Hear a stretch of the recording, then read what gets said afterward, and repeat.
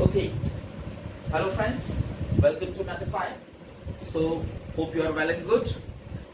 However, I'm not quite well today. I have some problem with my throat. Anyways, let's begin. This is our third lecture. The topic running is electrostatic for class 12th physics. Till now, we have seen a basic formal introduction of charge, and now we are going further. We are going to discuss the properties of electric charge and how to charge a body. That is methods of charging. There are three methods of charging that we are going to discuss. But before that, let's have a small topic discussed, and the topic is gold leaf electroscope. Electroscope means a device which is used to, electro means charge, scope means measure karna या detect karna. So this is simply a device which is used to detect whether a body is charged or not. ठीक है? Simple अगर हम इसकी definition दें, a device which is used to detect the presence of charge in any body is called gold leaf electroscope, and with the help of gold leaf electroscope we can also compare the nature of two charged body. If we have two bodies, both are charged, then we can compare whether both the bodies have same type of charge or opposite type of charge. ठीक है? So let's see. तो ये structure है basically. तो ये एक conducting rod है, कोई भी कंडक्टर की रॉड है, और इसमें ये दो जो गोल्ड की लीव्स लगी हुई हैं, इसी के कारण इसे गोल्ड लीफ इलेक्ट्रोस्कोप कहा जाता है. तो ये गोल्ड की लीव्स हैं. अब गोल्ड की लीव नहीं यूज करते, पहले करते थे. अब आजकल कोई भी मेटेलिक लीव यूज की जा सकती है. जैसे एल्यूमिनियम की जो लीव है वो जनरली आजकल यूज की जाती है. एल्यूमिनियम का कोई भी मटेरियल, कोई भी मेटल कंडक्टिंग बॉडी जो थिन शीट्स बनाई जा सके, उसकी लीव आप यूज कर सकते हैं. ठीक है? तो एक कंडक्टिंग रॉड है, उसमें दो गोल्ड लीव्स लगी हुई हैं. इस पूरे सिस्टम को, यही मेन हमारी डिवाइस है, इस सिस्टम को एक ग्लास चैम्बर के अंदर बंद कर दिया गया है ताकि एक्सटर्नल कोई एयर वगैरह का इन्फ्लुएंस नहीं हो, क्योंकि ये बहुत हल्की होती है, बहुत ही लाइट वेट लीव्स होती है. और इसको अर्थ कर दिया गया है ताकि अगर कोई एक्सेस चार्ज हो ग्लास चैम्बर में तो वो अर्थ हो जाए. क्यों?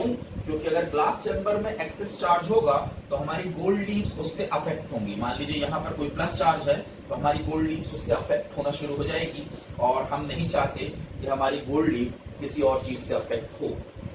मान लीजिए हमारे पास एक बॉडी है, ये बॉडी पॉजिटिवली चार्ज है. Let's consider that. Let's call it body A. So we have a body A which is positively charged. अगर मैंने इस ए को इस नॉब से टच किया तो ये जो पॉजिटिव चार्ज है ये कंडक्टर में चला जाएगा, और conductor allows the charges to flow through them. तो कंडक्टर के थ्रू ये चार्ज फ्लो होते हुए कहां पहुंच जाएगा दोस्तों? गोल्ड लीव्स के पास पहुंच जाएगा, और गोल्ड लीव्स भी पॉजिटिवली चार्ज हो जाएंगी. यानी जैसे ही गोल्ड लीव्स पॉजिटिवली चार्ज होंगी, क्या होगा? उनके बीच में रिपल्शन होगा और वो डाइवर्ज हो जाएंगे. They will start diversion. अगर मान लीजिए ये बॉडी ए नेगेटिवली चार्ज्ड है तो भी सेम प्रोसेस होगी. जैसे ही आप टच करेंगे तो वो नेगेटिव चार्ज कंडक्टिंग रॉड के थ्रू गोल्ड लीव्स तक पहुंचेगा. गोल्ड लीव्स एक दूसरे को रिपेल करके डाइवर्ज हो जाएंगी. जितना ज्यादा amount of charge gold leaves पर पहुंचेगा, यानी जितना ज्यादा अमाउंट ऑफ चार्ज ए में होगा उतना ज्यादा चार्ज गोल्ड लीव्स तक पहुंचेगा. जितना चार्ज पहुंचेगा डाइवर्जेंस भी उतना ही ज्यादा होगा. तो अगर किसी बॉडी को इस नॉब से टच करने पर गोल्ड लीव्स डाइवर्ज हो रही है, इसका मतलब ये बॉडी चार्ज्ड है. दूसरा, अगर वो ज्यादा डाइवर्ज हो रही है मतलब हाई अमाउंट में चार्ज है, अगर कम डाइवर्ज हो रही है मतलब लोअर अमाउंट में चार्ज है. तो इस तरह से आपने पहला सेक्शन इसका जो है वो यूज किया कि इससे हम पता लगाएंगे कि कोई बॉडी चार्ज है या नहीं, और अगर है तो कितने अमाउंट में चार्ज है. तो फर्स्ट डिटेक्शन ऑफ चार्ज जिसे हम कहेंगे, उसका हमारा ऑब्जर्वेशन है कि divergence of gold leaves is proportional to amount of charge. Simple, जितना डाइवर्ज होगी उतने अमाउंट में चार्ज. अब चलिए सेकंड जो इसका यूज है उस पर आते हैं. तो मान लीजिए हमारे पास एक बॉडी और है, बॉडी बी. हमें नहीं पता ये बॉडी बी के पास कौन सा चार्ज है. हमने ऑलरेडी ए के साथ इसको टच कर दिया था, ए में पॉजिटिव चार्ज था. इसका मतलब अभी फिलहाल हमारी गोल्ड लीव्स में कौन सा चार्ज है? पॉजिटिव चार्ज है, और वो डाइवर्स है. अब अगर आपने बॉडी बी से इसको टच किया, नॉब को टच किया, और मान लीजिए डाइवर्जेंस डिक्रीज हो गया दोस्तों, तो आप क्या कंक्लूजन इससे निकालेंगे? बॉडी बी में ए के जैसा ही चार्ज है या फिर उसके अपोजिट? आपको क्या लगेगा या क्या लगता है? तो बॉडी बी को जैसे ही हमने टच किया तो डाइवर्जेंस कम हो गया। डाइवर्जेंस कम हो गया मतलब यहाँ पे पॉजिटिव चार्ज कम हो गए डेफिनेटली। और पॉजिटिव चार्ज क्यों कम होंगे? क्योंकि ये नेगेटिवली चार्ज होगी। अगर ये नेगेटिवली चार्ज होगी, इसको आपने टच किया, तो ये जो पॉजिटिव चार्जेस हैं, जब कंडक्टिंग रॉड के थ्रू ये नेगेटिव चार्ज फ्लो होंगे तो गोल्ड लीव्स के पॉजिटिव चार्ज न्यूट्रलाइज हो जाएंगे, जिससे कि उनका डाइवर्जेंस डिक्रीज हो जाएगा। और मान लीजिए बॉडी बी में वैसा ही चार्ज है जैसा ए के पास है, सेम चार्ज है, तब इस कंडीशन में हम टच करेंगे तो बॉडी बी भी अपनी पॉजिटिव चार्ज यहाँ पे ट्रांसफर करेगी, जिसके कारण गोल्ड लीव्स फर्दर डाइवर्ज हो जाएगी, और ज्यादा पॉजिटिव चार्ज हो जाएगा और डाइवर्ज हो जाएगा। तो अगर ए में भी वही चार्ज है और बी में भी वही चार्ज है, दोनों बॉडीज में सेम चार्ज है, तो फर्स्ट को टच किया डाइवर्ज हुआ, सेकंड को टच किया फर्दर डाइवर्ज हुआ, इसका मतलब दोनों में सेम टाइप ऑफ चार्ज है, या तो दोनों में नेगेटिव है या दोनों में पॉजिटिव है। और अगर फर्स्ट को टच करने पर डाइवर्ज तो हो गई फर्स्ट टाइम, और सेकंड को टच करने पर अगर कन्वर्ज हो गई गोल्ड लीव्स, तो इसका मतलब है दोनों में अपोजिट टाइप ऑफ चार्ज है। दोस्तों हम इससे ये नहीं पता कर सकते कि ए में कौन सा चार्ज है और बी में कौन। ये तो हमने माना था कि ए में पॉजिटिव चार्ज है, ऐसा माना था, क्योंकि हमें कोई ना कोई चार्ज को रिप्रेजेंट करना था यहाँ पे कुछ बोलने के लिए, ठीक है। लेकिन गोल्ड लीफ इलेक्ट्रोस्कोप आपको ये नहीं बताने वाला कि किसके पास कौन सा चार्ज है। वहां ये बस बता सकता है कि दोनों के पास सेम टाइप ऑफ चार्ज है या अपोजिट टाइप ऑफ। तो किसी एक का अगर आपको पता है तो दूसरा आपको अपने आप पता चल जाएगा, लेकिन अगर आपको एक का नहीं पता तो आप दूसरे का पता नहीं कर सकते। सिर्फ इतना बता सकते हैं कि दोनों में सेम टाइप ऑफ चार्ज है या अपोजिट टाइप ऑफ चार्ज है।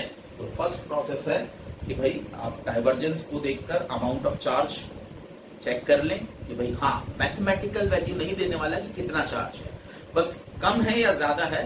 डाइवर्जेंस के अकॉर्डिंग आप बता सकते हैं कि ये बॉडी ज्यादा चार्ज है, डाइवर्जेंस ज्यादा है रिपल्शन, और ये कम चार्ज है। मैथमेटिकल वैल्यू नहीं बता सकते। और दूसरा, अगर आपने किसी दूसरी बॉडी को ऑलरेडी चार्ज गोल्ड लीफ के कांटेक्ट में लाया और अगर गोल्ड लीव्स फर्दर डाइवर्ज हो गई, मतलब same charge as in the gold leaves, और अगर कन्वर्ज हो गई तो मतलब इस बॉडी में opposite to the gold leaves charge होगा। तो ये है गोल्ड लीफ इलेक्ट्रोस्कोप और उसके सारे फंडामेंटल्स। तो बहुत सिंपल सा टॉपिक है, काम है इसका चार्ज को डिटेक्ट करना। चलिए अब हम देखते हैं नेक्स्ट टॉपिक हमारा प्रॉपर्टीज ऑफ इलेक्ट्रिक चार्ज। तो प्रॉपर्टीज में कुछ शुरुआती प्रॉपर्टीज तो हम ऑलरेडी डिस्कस कर चुके हैं। तो पहली प्रॉपर्टी है कि भाई same type of charges repel each other and opposite type of charges attract each other. ये तो हमने पहले ही देख लिया है। तो अट्रैक्शन रिपल्शन, इसको मैं पूरा नहीं लिख रहा हूं। Same type of charge attract and opposite type of charge, sorry, same type of charge repel and opposite charges attract. दूसरी प्रॉपर्टी है, second property, charges are additive. Additive का क्या मतलब हुआ? सेकेंड प्रॉपर्टी कहती है चार्जेस आर एडिटिव। एडिटिव का क्या मतलब होता है? एडिटिव का मतलब होता है चार्जेस को सीधे एल्जेब्रिकली ऐड किया जा सकता है। आपको कोई वेक्टर रूल लगाने की जरूरत नहीं है। एल्जेब्रिकली ऐड करना मतलब नॉर्मली ऐड करना। +2 - 7 ऐड कर दीजिए, -5 आ गया, ठीक है ना। या +2 - 7 - 10 ऐड कर दीजिए, कुल मिलाकर जो नंबर आएगा +2 - 7 - 5 - 10 हो गया -15। तो इस तरह से आप जो भी चार्जेस हैं, अलग अलग चार्ज हैं, उनको सबको एल्जेब्रिकली ऐड कर दीजिए विद सिंबल, तो आपको उस सिस्टम का नेट चार्ज पता चल जाएगा। यही है चार्जेस आर एडिटिव, यानी additive property of charge. They are added algebraically, simple. एक छोटा सा एग्जांपल ले लेते हैं। मान लीजिए हमारे पास एक सिस्टम है, कोई बॉडी है, कोई सिस्टम है। इस सिस्टम को नाम दे देते हैं ए। अब यहाँ पे मल्टीपल चार्जेस हम एक ले लेते हैं। मान लीजिए इसके पास +3e, -7e, +10e, और इधर बाहर ले लेते हैं -12e और +4e और +6e। ये इस तरह से मान लीजिए चार्ज का डिस्ट्रीब्यूशन है। ये हमारा सिस्टम है और ये सिस्टम के बाहर है, आप देख ही सकते हैं। तो अगर आपसे पूछा जाए what is the net charge of system A या बॉडी ए, तो सीधी सी बात है आपको वही चार्ज काउंट करने हैं जो बॉडी के अंदर है, जो बॉडी के बाहर है वो चार्ज आपसे कोई नहीं, क्योंकि आपसे पूछा गया what is the net charge on A, तो ए के बाहर जो हो रहा है उससे हमको लेना देना नहीं है। तो ए में कुल मिलाकर कितना चार्ज है, तो जो जो चार्जेस उनको एल्जेब्रिकली ऐड कर दीजिए, सीधे ऐड कर दीजिए विद सिंबल। तो +3 -7, तो +3 -7 हो गया -4 और +10 यानी कि +6। तो what is the charge on A? Charge on A is +6e।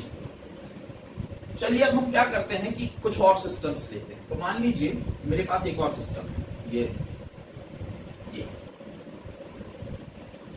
और एक और है, मान लीजिए वो है ये, ठीक है। इसको मैं कह रहा हूं बी और यह है मेरा सिस्टम सी, कुछ इस तरह से, ठीक है। तो ये तो मेरा सिस्टम ए, ध्यान दें थोड़ा मेरे पास डिफरेंट कलर्स के पेन नहीं है, नहीं तो मैं आपको 3 डिफरेंट कलर्स हालांकि दिख तो रहा है। ये है ए, तो ए में तो हमने नेट चार्ज निकाल लिया। अब मैं पूछूं what is the net charge of system B या बॉडी बी, बी का नेट चार्ज कितना है, सिस्टम बी का नेट चार्ज कितना है। तो सिस्टम बी को आप देखिए, ये सिस्टम बी है हमारा, क्या करना है कुल मिलाकर सभी चार्जेस जो बी के अंदर है उनको कुल मिलाकर ऐड कर देना है। अब आप कहेंगे ओवरलैपिंग, मगर हमको कोई लेना देना नहीं ओवरलैपिंग से। हमसे पूछा गया बी के अंदर कितना चार्ज है, हम बता देंगे, वो किसके साथ शेयर कर रहा है और क्या कर रहा है हमको उससे लेना देना नहीं, ठीक है। तो बी के अंदर कुल मिलाकर कितना चार्ज है, तो -7e + 10e हो गया +3e और ये +6e, मतलब what is the total charge on B, that is 6 + 3 यानी +9e, that is the total charge. Similarly what is the total charge on C, C में टोटल कितना चार्ज है, तो जरा आप काउंट कर लीजिए सी में चार्ज, आप इस बार आप देख लीजिए। तो सी में अगर आप काउंट करें, देख लीजिए, ऐड कर दीजिए -7, ये देखिए सी में है, तो है सी में टोटल चार्ज सी। तो इस तरह से दोस्तों जिस सिस्टम का चार्ज आपसे पूछा जाए उसके अंदर प्रेजेंट सभी चार्जेस को एल्जेब्रिकली ऐड कर दीजिए, यही एडिटिविटी की प्रॉपर्टी है। अच्छा, अगर अब मैं पूछूं आपसे कि पूरे सिस्टम ए बी, अच्छा ये 12e को देखिए कहीं भी, ये किसी भी सिस्टम में नहीं है, सिस्टम के बाहर है, तो बाहर है तो हमारे किसी काम का नहीं है। अगर पूछा जाता कि भाई एक और कोई सिस्टम होता, ये उसका हिस्सा होता, तो हम इसको यूज करते। तो जिस सिस्टम का आपको चार्ज निकालने बोला जाए उसी के चार्ज का काउंट करने हैं, ओवरलैपिंग से, इससे उससे बाहर के चार्जेस से आपको कोई लेना देना नहीं है। ओके, इसको अभी मैं हटा देता हूं, कोई काम का नहीं। अब अगर मैं पूछूं कि बताइए ए बी और सी में, तीनों सिस्टम में कुल मिलाकर कितना चार्ज है, what is the total charge on system A + B + C. तो वैसे तो हमने इंडिविजुअल निकाला है, तो क्या हम ए का चार्ज, बी का चार्ज और सी का चार्ज ऐड करके बता सकते हैं? अगर ए और बी और सी का टोटल चार्ज हम देखें तो हमें क्या मिल रहा है, तो 15e का चार्ज मिल रहा है इसके हिसाब से। अब चलिए हम ऐड करके कैलकुलेट करके देखते हैं क्या वाकई में इसकी वैल्यू 15e ही आती है। तो चलिए देख लें, ये है combination of A B C, ठीक है, ये ए है, बी है और ये सी है, ये उसका पूरा कॉम्बिनेशन है। अंदर की ओवरलैपिंग से हमें कोई लेना देना। हमसे बोला गया कि ए + बी + सी यानी इस एंटायर सिस्टम में कुल मिलाकर कितना चार्ज है। तो भाई एंटायर सिस्टम में तो ये +4e + 3e यानी कितना हो गया 7e, -7e यानी हो गया 0, +10e यानी हो गया 10, और ये तो मतलब कितना आया दोस्तों 16e प्लस, जबकि यहाँ कितना आया 15e, यानी यहाँ कुछ और आया और यहाँ कुछ और आया। ऐसा क्यों हुआ? क्योंकि ये गलत है कि आप तीनों के अलग अलग चार्जेस को ऐड करके सिस्टम का टोटल चार्ज बताएं। अभी क्यों अभी गलत है? क्योंकि ये ओवरलैप हो रहे हैं। अगर ये ओवरलैप हो रहे हैं तो आपने सिस्टम ए में जो काउंट किया है उसको सिस्टम बी में भी काउंट किया है, और जो सिस्टम सी में भी जो कॉमन है सिस्टम्स में आपने उनको double double triple triple count कर लिया है, ऐड कर लिया है उसको, इसलिए ये जो है ये आपको सही वैल्यू नहीं देगा। ठीक है, तो जब ऐड ऑफ सिस्टम बोला जाए, जैसे अगर बोला उसने कि सिस्टम ए प्लस बी में, ए प्लस बी, ए और बी में कुल मिलाकर कितना चार्ज है, तो ए और बी ये आपका सिस्टम है, आपको इंडिविजुअली काउंट नहीं करना है। ए और बी मिलाकर जो सिस्टम बना उसमें कुल मिलाकर कितना है, तो प्लस 3e माइनस 7e यानी हो गया माइनस 4 प्लस 10 यानी 6 प्लस 6 यानी 12e। I hope you got the point. जो मैं आपको कहना चाह रहा हूं, समझाना चाह रहा हूं, वो मेरे ख्याल से आप समझ गए होंगे। So this is the property of additivity and the next property is charges are conserved. Conserved का मतलब चार्जेस जो है वो law of conservation of charge follow करते हैं, बिल्कुल वैसा ही जैसे law of conservation of energy है। मेरे ख्याल से 2 हो गए थे या 3 हो गए थे, हाँ 2 हो गए। तीसरा जो है चार्जेस आर कंजर्व्ड, मतलब charges follow law of conservation of, there is a law of conservation of charge. What is the law? Charge can neither be created nor be destroyed. It can only be transferred from one body to another body. ठीक है, या फिर in an isolated system the net charge remains constant. Isolated मतलब जो बाहर से किसी भी किस्म के चार्ज का एक्सचेंज ना करे। फॉर एग्जाम्पल ये क्लोज्ड रूम है, मान के चलिए ये क्लोज्ड रूम है, बाहर से ना कोई अंदर आ सकता है, अंदर से ना कोई बाहर जा सकता है, कोई एक्सचेंज बाहर से नहीं हो सकता। तो ये हो गया एक आइसोलेटेड सिस्टम। अब इस आइसोलेटेड सिस्टम के अंदर चलिए चार्ज ना लेके मैं रुपया ले लूं, उसको रुपया से आसानी से समझ में आता है। तो मान लीजिए इस रूम के अंदर दोस्तों 10 लोग हैं और उन 10 लोगों के पास कुल मिला के 500 रुपए है। अब किसके पास कितने हैं जो भी है, अब वो सब जो है वो अपने एक दूसरे से अपने रुपया एक्सचेंज कर रहे हैं, कोई किसी को 5 दे रहा है, कोई किसी से 15 ले रहा है और इस तरह का चल रहा है खेल। ठीक है, लेकिन अगर मैं पूछूं कि रूम में अब सारे एक्सचेंजेस होने के बाद भी रूम में कुल मिलाकर कितने रुपए हैं, तो कुल मिला के 500 ही है, वो एक दूसरे से कर। तो क्यों? क्योंकि इन आइसोलेटेड सिस्टम में है तो बाहर से एक्सचेंज हो नहीं सकता और रुपया कैन नाइदर बी क्रिएटेड हाँ नॉर बी डिस्ट्रॉयड। ये बात अलग है कि आप नोट फाड़ दें, अगर आप बेवकूफ है तो नोट फाड़ेंगे तो वो अलग है, लेकिन चार्ज तो फाड़ नहीं सकते। अगर चार्ज की बात हम करते तो किसी आइसोलेटेड सिस्टम में नेट चार्ज कांस्टेंट होता है, क्योंकि उस सिस्टम के अंदर ना तो आप चार्ज को जनरेट कर सकते हैं ना डिस्ट्रॉय कर सकते हैं, आप सिर्फ उसको एक से दूसरे में ट्रांसफर कर सकते हैं, लेकिन नेट जो वैल्यू है वो हमेशा कांस्टेंट बनी रहेगी। सो हमारा जो ब्रह्मांड है दोस्तों वो एक आइसोलेटेड सिस्टम ही है। उसका हमारा जो ब्रह्मांड है उसके बाहर क्या है हमें पता ही नहीं, तो उसका कोई एक्सचेंज वगैरह नहीं होता है बाहर की चीजों से। बाहर क्या है एग्जैक्टली वो तो पता ही नहीं है। तो इसका मतलब ये है कि अगर हम पूरे यूनिवर्स को एक आइसोलेटेड सिस्टम माने तो यूनिवर्स का चार्ज कांस्टेंट होता है। जितना बिग बैंग के समय क्रिएट हो गया वो हो गया, अब उसके बाद आप और एडिशनल चार्ज क्रिएट या डिस्ट्रॉय नहीं कर सकते। This is the law of conservation of charge. इसका एग्जाम्पल तो हमने शुरुआत में ही एक एग्जाम्पल लिया था कि एनर्जी से इलेक्ट्रॉन बना बिग बैंग के समय, लेकिन उसी समय मैंने आपको बताया था कि इलेक्ट्रॉन अकेला नहीं बना, इलेक्ट्रॉन के साथ बना पॉजिट्रॉन। अगर इलेक्ट्रॉन अकेला बनता तो दोस्तों ये कंजर्वेशन ऑफ चार्ज के प्रिंसिपल के अगेंस्ट होता, क्योंकि यहां पर नेट चार्ज कितना है, एनर्जी है, एनर्जी के पास तो कोई चार्ज नहीं होता ठन गोपाल, तो यहाँ पे तो नेट चार्ज 0 है, लेकिन यहाँ पे नेगेटिव चार्ज आ जाता, यानी चार्ज क्रिएट हो गया, लेकिन charge can neither be created nor be destroyed. तो इसके साथ इसके इक्वल अमाउंट का एंटी पार्टिकल बनता है जो पॉजिटिवली चार्ज होगा। और अब अगर आप देखें तो सिस्टम में पहले कितना चार्ज था 0 और बाद में टोटल कुल मिलाकर कितना चार्ज है 0। इस प्रोसेस को कहते हैं पेयर प्रोडक्शन।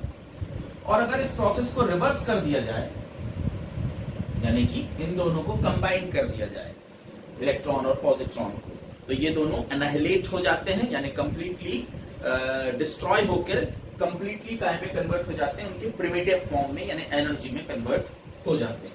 तो ये भी अगर इस प्रोसेस को रिवर्स भी करें तो आप देखेंगे कि नेट चार्ज 0 तो नेट चार्ज फिर से 0। इसका मतलब एक और हुआ कि क्या आप किसी इलेक्ट्रॉन को बिना पॉजिट्रॉन के यूज के अनाहिलेट कर सकते हैं?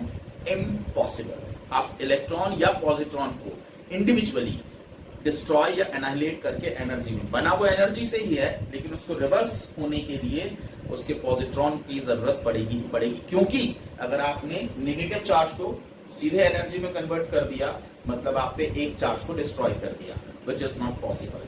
प्लस और माइनस के कॉम्बिनेशन यानी जीरो से ही आपको जीरो मिलेगा।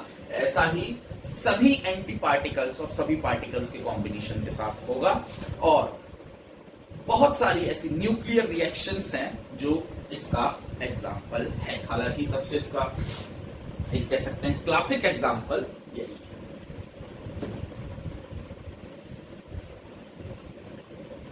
जैसे मान लीजिए आपके पास एक बॉडी ए है और एक बॉडी बी है, दोनों बॉडीज मान लीजिए न्यूट्रल है। तो अभी मैं पूछूं सिस्टम में कुल मिलाकर कितना चार्ज है, तो आप कहेंगे भाई साहब जीरो चार्ज है। अब मान लीजिए मैंने बॉडी ए से 10 इलेक्ट्रॉन बॉडी बी में ट्रांसफर कर दिए, तो 10 इलेक्ट्रॉन ट्रांसफर कर दिए, तो इसके पास आ गया प्लस 10 और इसके पास आ गया माइनस 10। अब बताइए दोस्तों सिस्टम में कुल मिलाकर कितना चार्ज है? तो अब भी कुल मिलाकर कितना चार्ज है? जीरो ही है। पहले भी जीरो था, अब भी जीरो है। जितना पॉजिटिव क्रिएट हुआ ठीक उतने ही अमाउंट में नेगेटिव भी क्रिएट हुआ है। So charge can neither be created not destroyed. Next property जो है हमारी वो है इनवेरियंस ऑफ चार्ज। इनवेरियंस जो भी है, चौथी पांचवी जो भी प्रॉपर्टी है, इनवेरियंस ऑफ चार्ज। नाम से ही समझ में आता है इनवेरियंस का मतलब जो वरी ना करे। किसके साथ? मोशन के साथ। कुल मिलाकर प्रॉपर्टी कहती है charge at rest is equal to charge in motion. Charge particle चाहे रेस्ट पर हो चाहे मोशन में हो, चार्ज की वैल्यू में कोई अंतर नहीं आता। एक इलेक्ट्रॉन चाहे रेस्ट पर हो उसका चार्ज 1.6 × 10⁻⁹, मोशन में भी रहे तो भी उसका चार्ज 1.6 × 10⁻⁹। तो आप कहेंगे ये तो ऑब्वियस है, इसमें कौन सी बड़ी बात है, ये तो होना ही है। वही रेस्ट पे रहे या मोशन में रहे, चार्ज की वैल्यू तो वही रहती है। लेकिन दोस्तों ये ऑब्वियस है, ये आप तभी कहेंगे जब आपको आइंस्टाइन की थ्योरी नहीं पता। आइंस्टाइन की थ्योरी ऑफ रिलेटिविटी सिर्फ E = mc² को रिप्रेजेंट नहीं करती है, ये तो उसका एक पार्ट है। वो थ्योरी असल में ये बताती है कि जब कोई ऑब्जेक्ट मोशन में आता है, जब कोई मैटर मोशन में आता है, तो जैसे जैसे उसकी स्पीड बढ़ती जाती है वैसे वैसे उसका मास भी बढ़ता जाता है। कोई ऑब्जेक्ट के मोशन के यानी कि किसी ऑब्जेक्ट की स्पीड के साथ कोई ऑब्जेक्ट जैसे जैसे अपनी स्पीड को बढ़ाएगा या उसकी स्पीड बढ़ेगी, उसका मास भी उसी रेशियो में बढ़ता चला जाएगा। और सिर्फ मास नहीं, उसकी लेंथ भी बढ़ेगी, एरिया भी बढ़ेगा, वॉल्यूम भी बढ़ेगा। और एक और बात, टाइम भी उसके लिए चेंज हो जाएगा, वो डिफरेंट टाइम फ्रेम में चला जाएगा अगर उसका मोशन बहुत तेज हो गया, स्पीड ऑफ लाइट के कंपैरिजन में हो गया। तो ये बहुत ही इंटरेस्टिंग थ्योरी है, स्पेशल थ्योरी ऑफ रिलेटिविटी। और दूसरी है general theory of relativity. General theory of relativity prove कर देती है कि ग्रेविटेशन जो फॉर्मूला या जो ग्रेविटेशनल लॉ है, universal law of gravitation Isaac Newton के द्वारा दिया गया, वो इनएक्यूरेट है, या सीधे सीधे मैं बोलना चाहूंगा गलत है, वो एग्जिस्ट ही नहीं करता as per the general theory of relativity. वो सिर्फ एक मैथमेटिकल यूज है। असल में कुछ अलग ही उन्होंने कॉन्सेप्ट दिया है, उन्होंने स्पेस टाइम फैब्रिक का कॉन्सेप्ट दिया हुआ है, वो अभी हम डिस्कस नहीं कर सकते। एनीवेज, तो यहां पर charge at rest is equal to charge in motion, but mass at rest is not equal to mass in motion. As per the Einstein's special theory, mass at motion is equal to m0 1/√- 1 - v²/c²।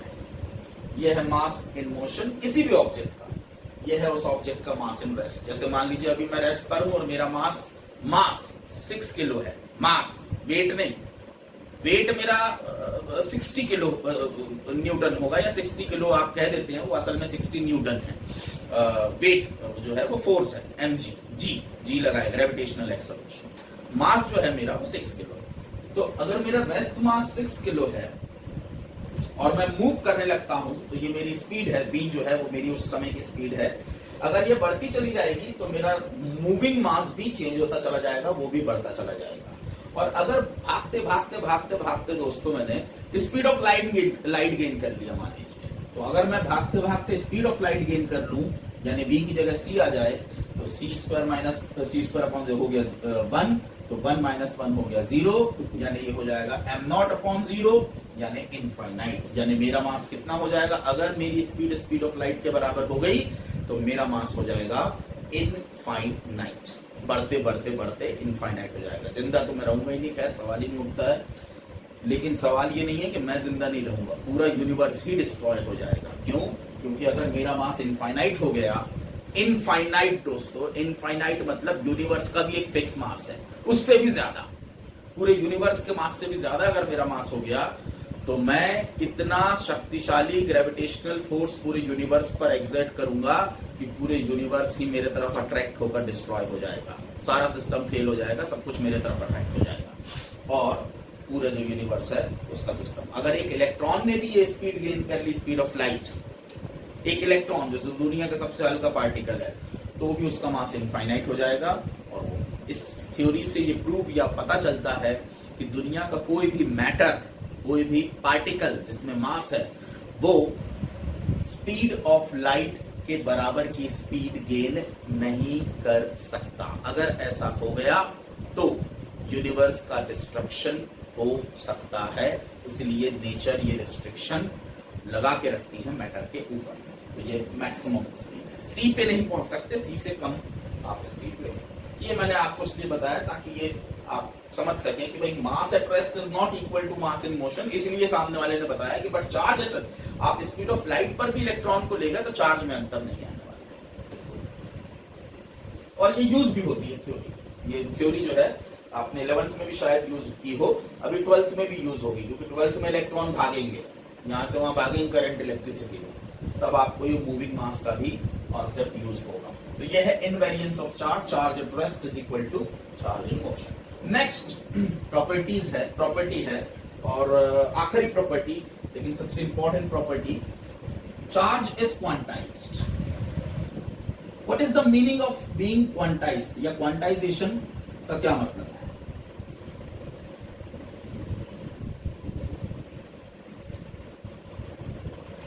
किसी भी चीज के quantized होने का मतलब है कि उस ऑब्जेक्ट का एक्सचेंज एक पर्टिकुलर नंबर के मल्टीपल में ही होता है। एक नंबर के मल्टीपल में ही अगर किसी ऑब्जेक्ट का एक्सचेंज हो तो उसे कहते हैं क्वांटाइज्ड है। क्वांटाइज्ड का मतलब टुकड़ों में, लेकिन फिक्स टुकड़ों में, ठीक है। जैसे अच्छा, दूसरा होता है क्वांटाइज्ड का अपोजिट होता है कंटिन्यूअस।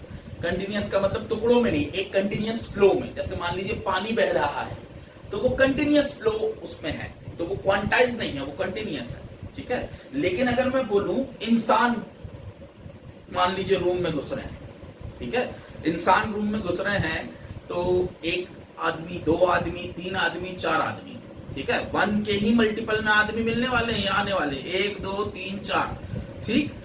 3.5 आदमी आपको मिलेंगे क्या कि भाई 3.5 आदमी घुस गए, 4.25 आदमी घुस गए, 7.25 आदमी घुस गए? ये तो पॉसिबल नहीं है। 1 2 3 4 5 6 50 100 1 करोड़ भी, उसमें कोई प्रॉब्लम नहीं है। 1 की ही मल्टीपल में आप अगर करेंगे तो ही वहां काम करेगा, 4.25 3.25 से काम नहीं चलने वाला। तो ये क्या हुआ, इंसान, ह्यूमन बीइंग्स क्या हुआ है, क्वांटाइज्ड। या फिर उससे भी अच्छा एक एग्जांपल है, ज्यादा अच्छे समझ में आएगा। मान लीजिए आपके पास, यहाँ पे सबके पास 5-5 रुपए की नोट है, सिर्फ 5 रुपए के नोट सबके पास, मतलब एक नहीं, जितने भी नोट है 5-5 रुपए के। अब मान लीजिए वो रुपयों का एक्सचेंज करते हैं, तो अगर वो रुपयों का एक्सचेंज करते हैं तो वो 5 रुपए की, यानी 5 के मल्टीपल में ही रुपयों का एक्सचेंज कर सकते हैं। 5 रुपए, 10 रुपए, 15 रुपए, 20, क्या वो 12 रुपए या 17 रुपए या फिर 21 रुपए एक दूसरे से एक्सचेंज कर सकते हैं? नॉट पॉसिबल, क्योंकि रुपए तो सिर्फ 5-5। तो यहां पर आपने क्या किया, इन रुपयों को क्या कर दिया, क्वांटाइज्ड कर दिया। किसके मल्टीपल में एक्सचेंज हो सकता है? सिर्फ 5 के मल्टीपल में। यानी आप कहेंगे कि रुपया R is equal to 5 into N. N क्या है? नंबर ऑफ नोट्स, और n होता है 0, 1, 2 अप टू जितने भी नोट अवेलेबल है, 100, 50, 200, 1000, करोड़, जितने भी, ठीक है। n अगर एक नोट वो कितने रुपए एक्सचेंज हुए, 5, 2 नोट मतलब 10, 3 नोट मतलब 15।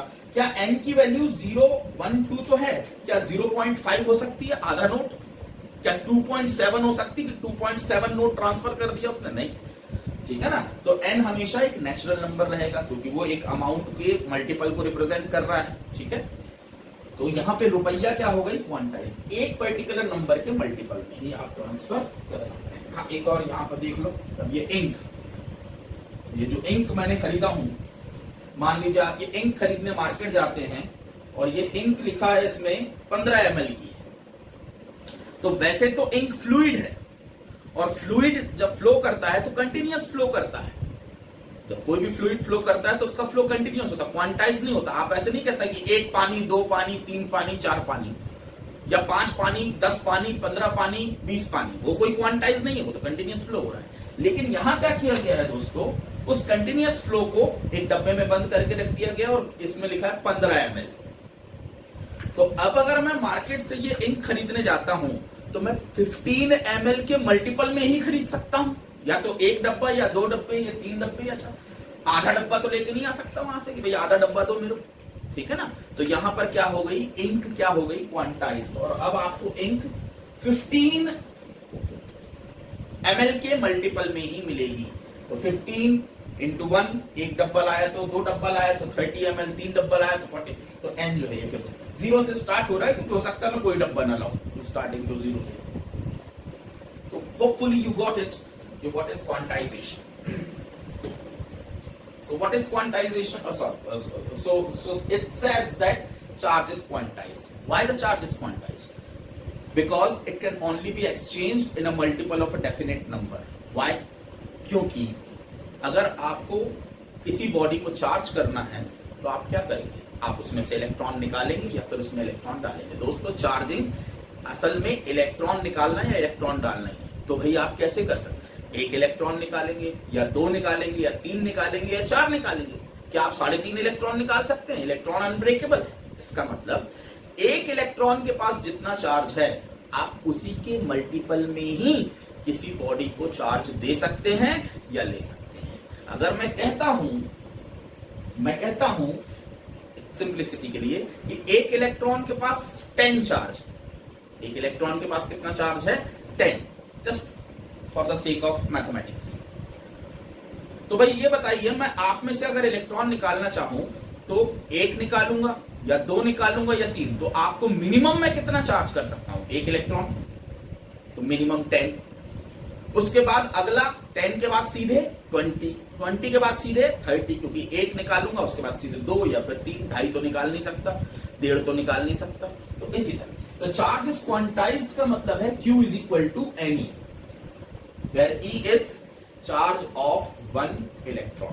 अब सीधी सी बात है, यहाँ पे पॉजिटिव नेगेटिव का खेल तो कुछ है ही नहीं। अगर आपने इलेक्ट्रॉन बॉडी को दे दिए तो नेगेटिव चार्ज हो गई बॉडी, ले लिए तो पॉजिटिव, तो ये दोनों है प्लस माइनस, ठीक है।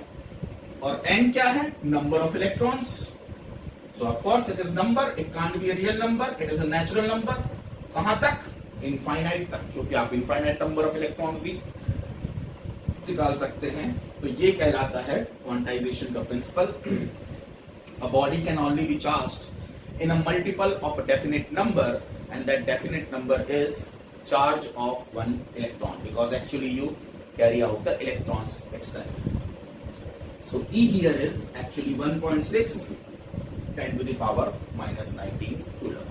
This is the charge of a electron. तो इसी नंबर के मल्टीपल में ही आप किसी बॉडी को चार्ज कर सकते हैं। कम से कम आप कितना चार्ज कर सकते हैं किसी बॉडी को, तो कम से कम आप 1 इलेक्ट्रॉन निकाल सकते हैं, उससे कम नहीं निकाल सकते। तो आप अगर किसी बॉडी को चार्ज करना चाहें तो जो मिनिमम चार्ज आप उसे दे सकते हैं वो है 1.6 10 to the power minus 19 coulomb. अगर दे दिया इलेक्ट्रॉन तो नेगेटिव, निकाल लिया 1 इलेक्ट्रॉन तो पॉजिटिव। इससे कम चार्ज देना किसी बॉडी को पॉसिबल नहीं है। और फिर अगले जो इसके आगे आप चार्ज देंगे, इससे बड़े चार्जेस, वो इसी नंबर के मल्टीपल में ही दे सकते हैं। यही है principle of quantization. So hope you got it. Q is charge given to a body, could be positive, could be negative. How can that be positive? Electron निकाल लिए पॉजिटिव, इलेक्ट्रॉन डाल दिए negative. N represents number of electron जो आपने निकाले हैं या डाले हैं चार्ज करने के लिए। E represents charge of one electron. So E के मल्टीपल में ही चार्ज पॉसिबल है, इसलिए charge is quantized. What is the minimum charge that you can give to a body? N की मिनिमम वैल्यू है 1, 0 अगर रखा तो वो तो चार्ज दिया ही नहीं आपने अभी तक, और 0 से सीधे जो वैल्यू आती है वो है E। मिनिमम चार्ज आप दे सकते हैं E, यानी 1.6 10 to the power minus 19 coulomb. चलिए अब इसमें अगर हम न्यूमेरिकल्स बनाना चाहें तो सिर्फ दो ही अननोन है या दो ही वेरिएबल्स है, Q और N। तो सीधा है, N देगा तो Q पूछेगा, Q देगा तो N पूछेगा। यानी नंबर ऑफ इलेक्ट्रॉन्स दिया तो कितना चार्ज हो गई बॉडी, और अगर चार्ज दिया तो कितने इलेक्ट्रॉन्स आपने एक्सचेंज किए। ठीक है, जैसे एक एग्जांपल मैं लेता हूं। मान लीजिए किसी बॉडी से 10 इलेक्ट्रॉन निकाल दिए, तो आपने उसे कितना चार्ज दिया? तो N इज इक्वल टू 10 निकाल लिए आपने कहा, तो Q is equal to 10 into 1.6 into 10 to the power minus 19 coulomb. इसका मतलब है 1.6 into 10 to the power minus 18 coulomb. कितना चार्ज आपने उसे दिया, पॉजिटिव या नेगेटिव? निकाल लिए तो पॉजिटिव, अगर डाल देते तो नेगेटिव। तो ये तो बहुत ही बिल्कुल सीधा सरल, मतलब ये बच्चों जैसा हो गया कि इतने इलेक्ट्रॉन निकाल लिए तो कितना चार्ज, इतने डाल दिए तो कितना चार्ज। दूसरा क्या कर सकता है कि अगर किसी बॉडी में इतना चार्ज है तो बताइए उसमें से कितने इलेक्ट्रॉन एक्सचेंज हुए हैं, यानी कितने डाले हैं या कितने निकाले हैं। जैसे अगर मैं कहूं, मान लीजिए किसी बॉडी में -3.2 10 to the power minus 18 coulomb का चार्ज, इतना चार्ज किसी बॉडी में है, तो बताइए उस बॉडी में से कितने इलेक्ट्रॉन का एक्सचेंज हुआ है।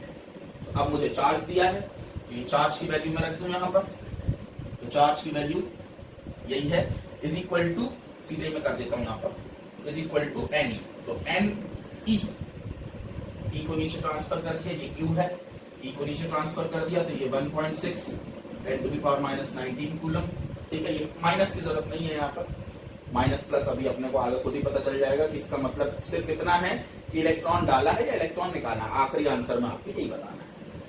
तो ये 2 टाइम्स गया, ये गया 10, यानी N इज इक्वल टू 20। तो नंबर ऑफ इलेक्ट्रॉन कितने आए? 20। अब कौन सा चार्ज आपने दिया था? नेगेटिव, इसका मतलब 20 इलेक्ट्रॉन डालेगा उसमें। अभी दोस्तों मान लीजिए किसी बॉडी में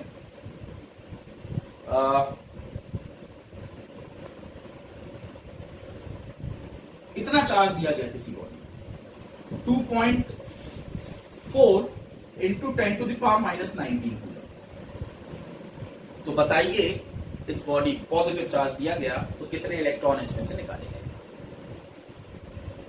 तो Q is equal to NE, तो सीधे मैं N ले रहा हूं, E को नीचे ट्रांसफर कर रहा हूं, 1.6 10 to the power minus 19। Hopefully you are getting this mathematics, it's very simple. Q की वैल्यू मैंने ऑलरेडी रख दी, Q is equal to NE होता है, नहीं तो मैं क्या करता, पहले फॉर्मूला लिखता Q is equal to NE, उसके बाद ये Q की वैल्यू यहाँ प्लेस करता, उसके बाद फिर ये E को नीचे ट्रांसफर करता और N निकालता, तो सीधे ही करते। ठीक है, तो ये भाई कितने टाइम्स गया? 4 टाइम्स। अगर हम सीधे जाए और ये गया 6 टाइम्स, तो ये हो जाएगा 1.5 और ये कैंसिल, यानी N की वैल्यू हो गई 1.5। यानी कितने इलेक्ट्रॉन निकालने होंगे भाई साहब, या डालने होंगे? 1.5 इलेक्ट्रॉन। ये तो हो नहीं सकता, इलेक्ट्रॉन अनब्रेकेबल है। इसका मतलब बॉडी को ये चार्ज नहीं दिया जा सकता, इट्स इम्पॉसिबल।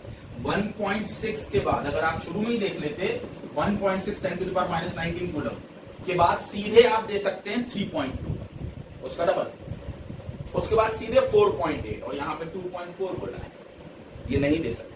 1.6 के बाद अगला चार्ज जो आप दे सकते हैं वो सीधे 3.2 10 to the power minus 19, 2 electron या 3 इलेक्ट्रॉन, इस तरह से।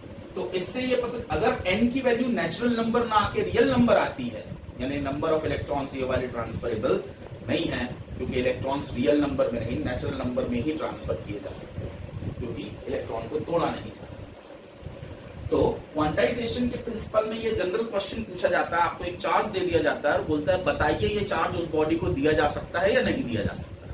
तो आपको बस उसको 1.6 10⁻⁻19 से डिवाइड करके पता करना है कि n की वैल्यू नेचुरल नंबर आ रही है या रियल। नेचुरल नंबर आ रही है मतलब उतने इलेक्ट्रॉन दिए जा सकते हैं। रियल नंबर माने पॉइंट डेसिमल में अगर आपका आंसर आ रहा है कुल मिलाकर, तो वो इलेक्ट्रॉन ट्रांसफर नहीं किया जा सकता, मतलब वो चार्ज नहीं दिया जा सकता। अच्छा, किसी बॉडी को 3.2 10⁻⁻20 कूलम का चार्ज देने में कितना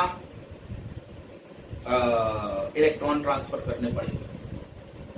तो अगेन डिवाइड कर देता हूं 1.6 10⁻⁻19 कूलम से, तो नंबर ऑफ इलेक्ट्रॉन्स मुझे मिल जाएगी। कूलम से कूलम तो कैंसिल हो जाता है।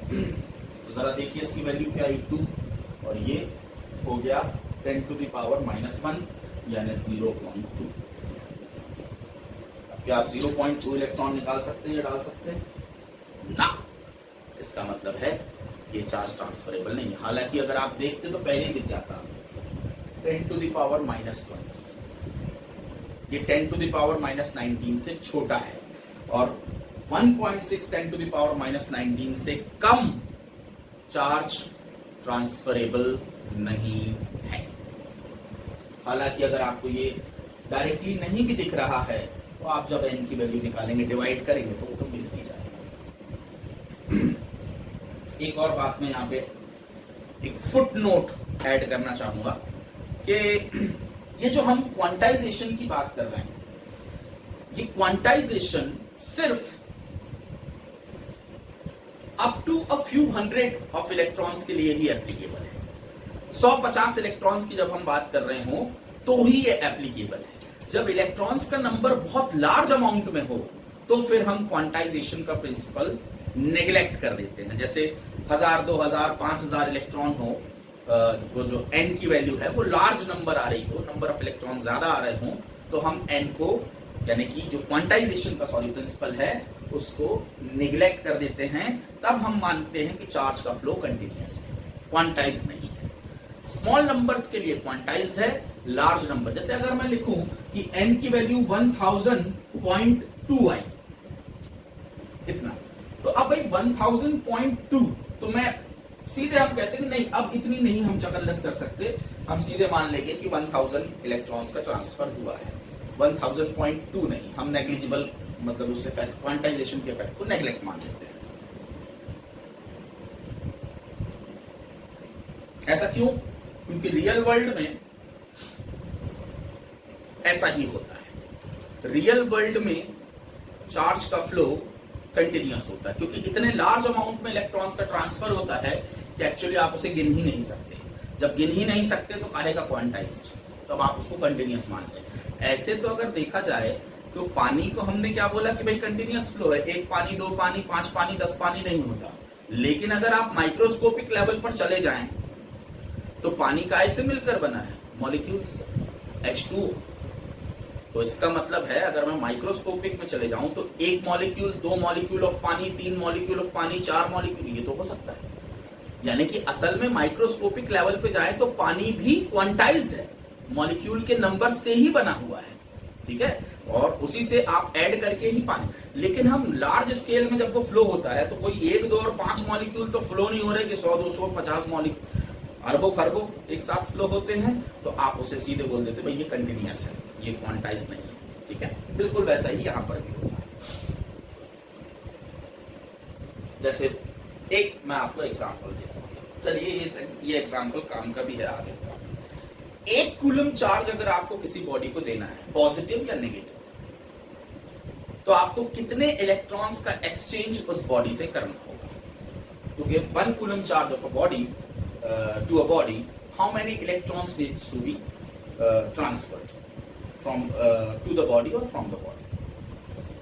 तो हमने कहा Q is equal to N होता है, मैंने कहा Q कितना है 1 कूलम, तो 1 coulomb is equal to N into 1.6 10⁻⁻19 coulomb. Coulomb से कूलम तो कैंसिल हो गया, तो N मेरा हो गया 1/1.6 10⁻�19। जब आप इसे कैलकुलेट करेंगे तो इसकी वैल्यू आएगी 6.25 into 10⁸ और ये इंपॉर्टेंट नंबर है, आप याद रख सके तो याद रखें, बहुत अच्छा है। यानी 1 कूलम का चार्ज कितने इलेक्ट्रॉन्स के बराबर होता है? 6.25 10 टू द पावर 18 इलेक्ट्रॉन।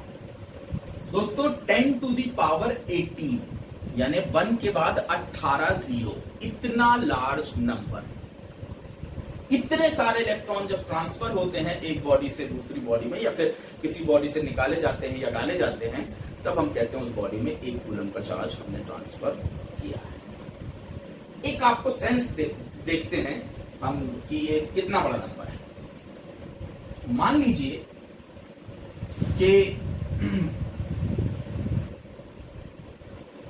लीजिए कि मैं आपकी बॉडी से 10 to the power 10 electrons per second निकाल रहा हूं। आपकी बॉडी से इलेक्ट्रॉन निकाल रहा हूं, कितने इलेक्ट्रॉन्स?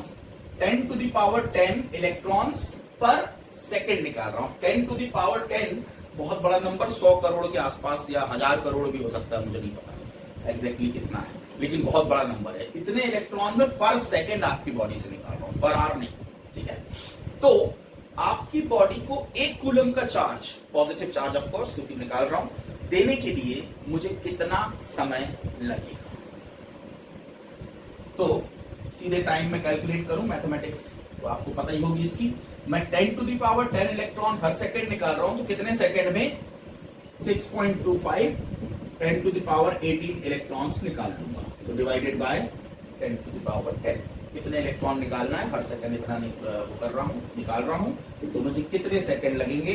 तो मुझे लगेंगे 6.25 10 टू द पावर 8 सेकंड। इतने सेकंड्स में मैं आपकी बॉडी को 1 कूलम पॉजिटिव चार्ज।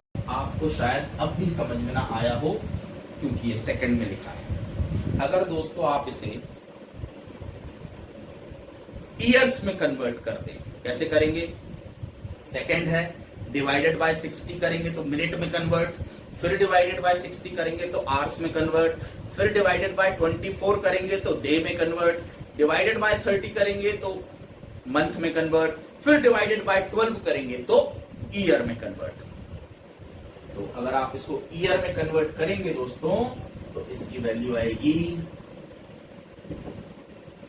लगभग 20 साल।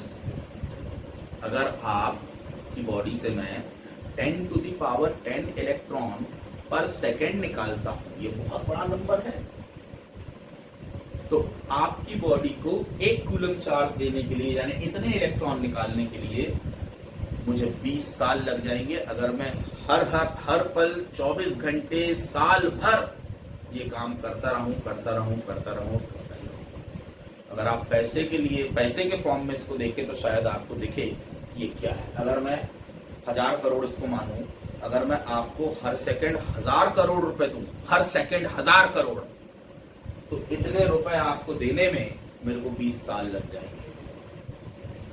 समझ गए होंगे आप कि कूलम, 1 कूलम चार्ज कितनी बड़ी यूनिट ऑफ चार्ज है। It's extremely large unit of charge. ये इतनी बड़ी है कि ये प्रैक्टिकली यूजफुल ही नहीं है। इतना ज्यादा चार्ज का ट्रांसफर कर ही नहीं सकते किसी बॉडी में। तो क्योंकि 1 कूलम या कूलम बहुत बड़ी यूनिट ऑफ चार्ज है, इसीलिए हम स्मॉलर यूनिट्स यानी प्रैक्टिकल यूनिट्स में उसको ब्रेक कर देते हैं। तो हम यूज करते हैं मिली कूलम, मिली मतलब m, micro coulomb, nano coulomb और पिको कूलम। मिली यानी 10 to the power -3, micro mu से बनाते हैं तो 10 to the power -6 coulomb, nano 10 to the power -9 coulomb और पिको यानी 10 टू द पावर -12। जैसे अगर मैं कहता हूं 2 माइक्रो कूलम का चार्ज है, तो 2 माइक्रो कूलम का मतलब, माइक्रो का मतलब 10 टू द पावर -6 कितना चार्ज है। नैनो कूलम बोलता हूं, 7 नैनो कूलम का चार्ज है, इसका मतलब 7 × 10 टू द पावर -9 कूलम का चार्ज। ये सिंबलाइजेशन। तो जनरली हम माइक्रो का यूज ज्यादा करते हैं। तो आपको जब चार्जेस मिलेंगे आगे जाके न्यूमेरिकल्स में या उसमें वैल्यूज के फॉर्म में, तो आपको जनरली मिली, माइक्रो, नैनो, पिको मिलेंगे। कूलम डायरेक्टली नहीं मिलेगा। अगर लिया भी है कहीं कूलम, तो वो सिर्फ हाइपोथेटिकली लिया है ताकि आपको मिली माइक्रो के कैलकुलेशंस ना कर, उसके चकल्लस में आप ना पड़ जाएं कि मिली माइक्रो, बस आप सीधे सीधे कैलकुलेट करके जो पूछा गया उसका आंसर दे दें। अदरवाइज कूलम में चार्जेस का ट्रांसफर प्रैक्टिकली पॉसिबल नहीं है।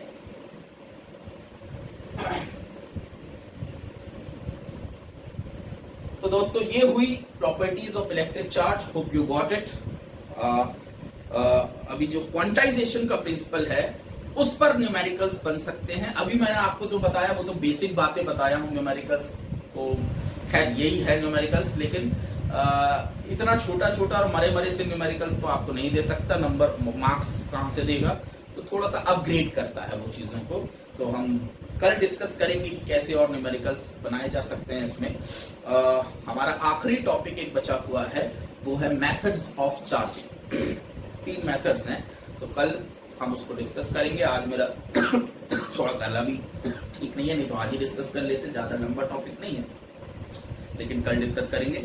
और फिर इस पर बेस्ड कुछ प्रॉब्लम्स को भी डिस्कस करेंगे और कुछ हमको वर्बल प्रॉब्लम्स डिस्कस करना है वो भी डिस्कस करेंगे। Thank you.